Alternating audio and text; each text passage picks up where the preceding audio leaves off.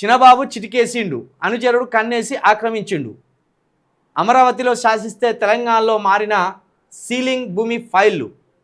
ఆయన దోస్తు సంస్థ బాచుపల్లిలో 2.30 ఎకరాలు కొనుగోలు. ఇదే సంస్థలో చినబాబు రహస్య పెట్టుబడులు ఉన్నట్టు ప్రచారం. అదే సీలింగ్ భూమి అని 5 దశాబ్దాలుగా సర్కార్ పోరాటం. ముఖ్యనేత సాయం కోరిన చినబాబు రంగంలోకి షాడో సీఎంఓ. అదే సీలింగ్ భూమి కాదంటూ డీనోటిఫై చేసిన కలెక్టర్.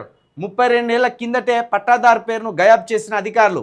ఆయన స్థానంలో కబ్జాదారు పేరు, చేతులు మారిన భూమి.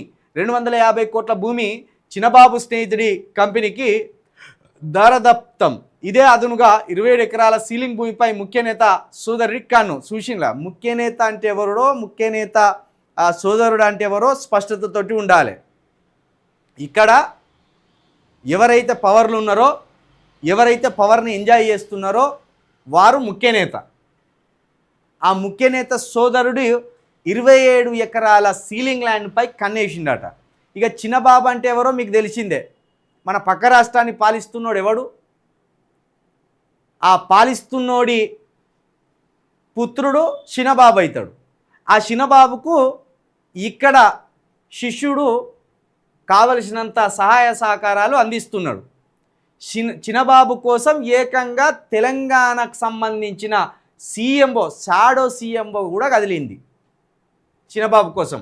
32 ఏళ్ల కిందటే పట్టదారు పేరును గయాబ్ చేసిండ్రు అధికారులు.